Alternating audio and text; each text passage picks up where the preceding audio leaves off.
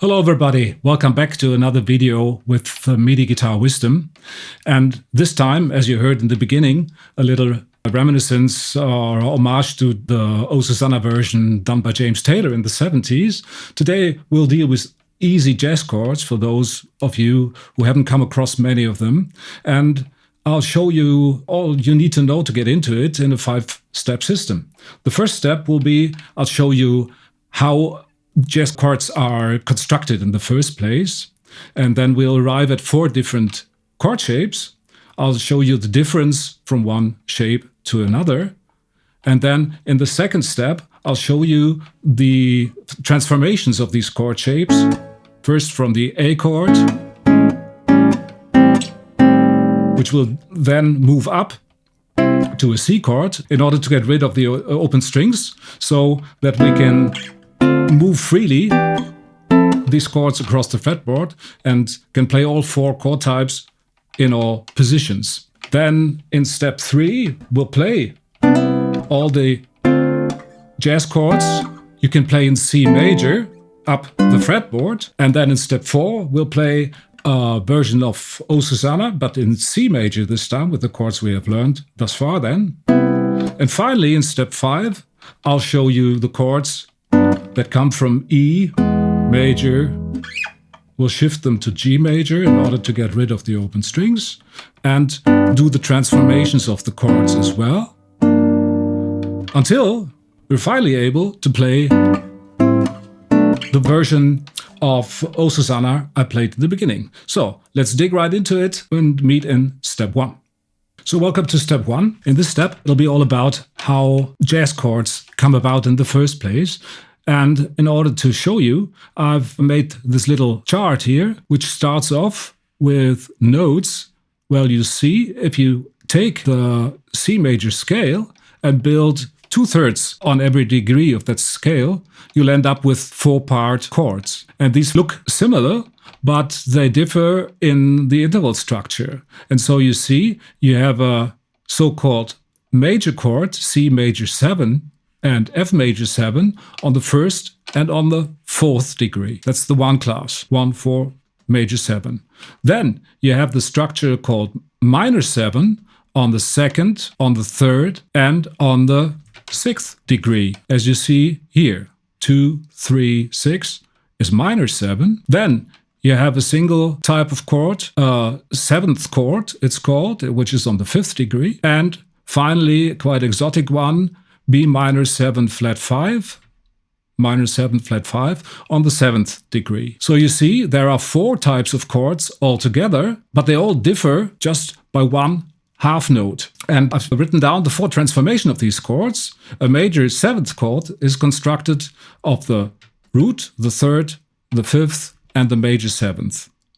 And if you want to transform this chord into a 7th chord, you just need to lower the 7th and all the other notes stay the same. From there, if you want to go to minor 7, you just lower the 3rd a half step, which is 1 fret on the guitar, and then you've got a minor 7. And finally, from the minor 7 to the minor 7 flat 5, you just have to drop the 5th by 1 half step. And in the next step, we'll have a look at this kind of transformation of chords. I'll just have a little example here. This is a C major chord, as you know, C, E, G, which is 1, 3, 5, then the 8, the C again, and another 3. And if you want to transform that into a C major, all you have to do is lower the 8th a half step, and there you are at the major 7th, and that's why this is called C major 7th, which would be the first jazz chord for you. And in the next step, we'll look at the transformations from one chord type, which will be A major. Here in step 2, we'll have a look at the transformation of the A major chord, which I've got here for you. As you might remember from the previous video, the constellation of the notes is 1, 5, 8, 3. And as we've seen in the chart before, you just have to lower one note at a time in order to reach the other chords. So this is A major. And then we move the 8 half step down. Then this is A major 7. And from A major 7, we move the 7, the major 7, a half step down again, and we arrive at A7. The second jazz chord. If we move further, we move from A7 to A minor 7 by just lowering the third to a minor third. So this would look like this. And finally, we start off with a minor 7 and lower the 5 a half step to a flat 5. And then this will look and sound like this. This is all great, but what we want is to have movable chord shapes. And for movable chord shapes, we have to move the hand up, which we'll do now. We take the initial A major chord and move it just like a bar chord, but we don't do it as a bar. We just press down the C here in the 3rd fret. So this is C, 1, 5, 8, 3. Same transformation as before, but this time without open strings. So this would be C major 7. And if we move on from the C major 7 and move the major 7 half step down, then we arrive at C7. Then we move the third a half step down and we arrive at C minor 7. And finally, we start off with the C minor 7 and move the 5th down a half step, which then will be C minor 7 flat 5. And the good thing about this is that you can move these chord shapes freely. And so I could play all major 7th chords if I know what notes are on the root string, which is the A string. So this would be C major 7, this would be D major 7, E major, F major, whatever. So you can move your hand and transform the chords. And thus you arrive at the 7 chords I showed you in step 1. So we'll play these in step 3. See you then. Here we are in step 3. And before we play these, what I call movable transformed chord shapes, just 1 or 2 words about the playing technique. As far as the left hand is concerned, it would be great if you tried and use leading fingers, which means same fingers stay on the same string if they move upwards. That's quite helpful. And as far as the right hand is concerned, it would be great if you really played fingerstyle for this kind of music, because no matter if you play nylon string or steel string, jazz guitar, whatever, it's just better to have this separation between these block chords with the fingers and the thumb for the bass, walking bass or bossa nova bass or whatever you want to do. But now let's get into it. We have the 7 chords I showed you in the first step from the C major scale, which you see here on the chart. So we'll begin with the C major, move it upwards 2 frets and transform it to a minor. Meaning we lower the 3rd and we lower the major 7th. So this is D minor, which we know because the root is on the A string. So the complete structure moves upwards to the 7th fret, then we have got E minor 7. From there, we move a half step upward and go to the major 7. From there, we move a whole step upward and lower the 7th again because we want to have a G7. From there, we move it up again to A minor 7 in the 12th fret. And finally, B minor 7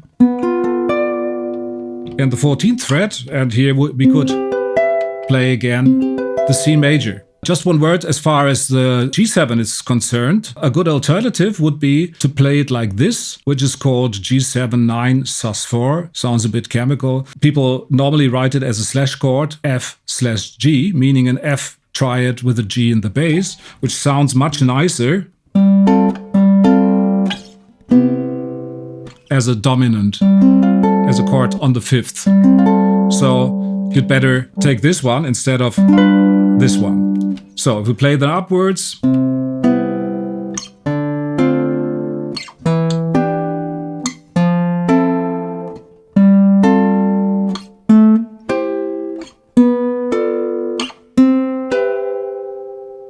so that is all you need to play the version of O Susanna, which is coming up in step 4.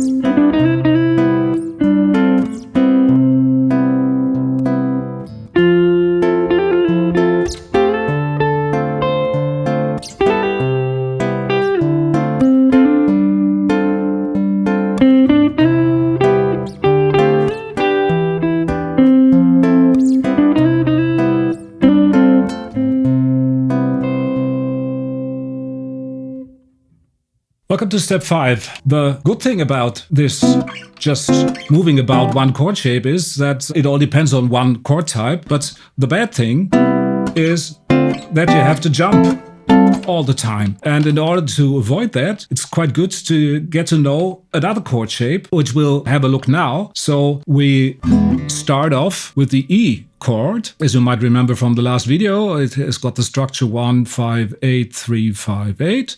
And we're gonna leave out this 5 and this 8, which are doubled anyway. So we just have a 4-part chord again, which would look like this. And this we move up 3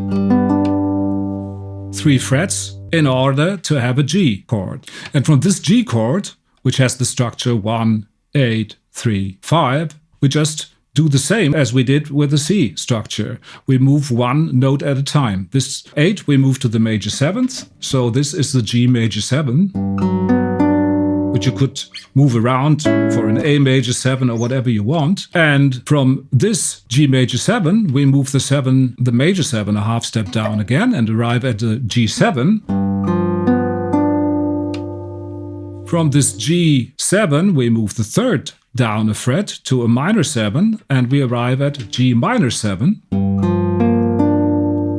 And finally, from G minor 7, we lower the 5th to a flat 5, and we've got G minor 7 flat 5. But for this, you have to press the root with the 2nd finger. Otherwise, you won't be able to press this note here.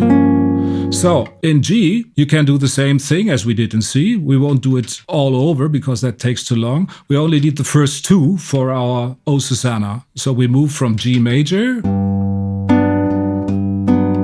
to this A minor. We'll skip the rest and I'll show you the 5 chords we use for O Susanna. This is G major,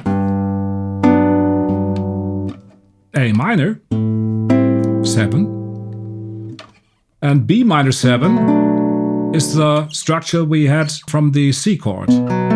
So this is our B minor 7, and from there we move up to the C major 7.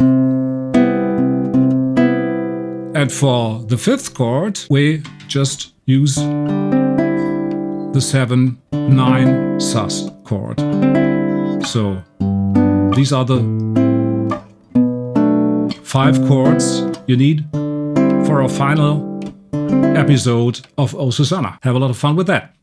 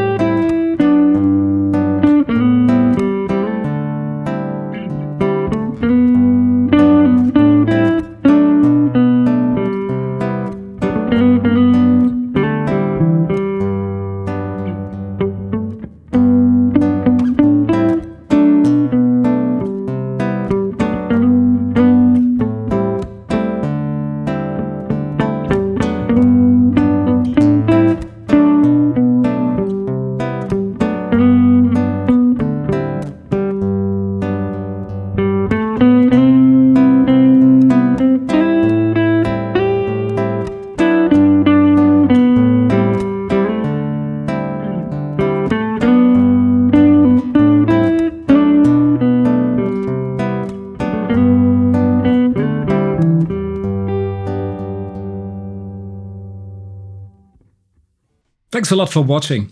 I hope you liked this episode, and I hope you find your way around the fretboard with these wonderful sounding jazz chords.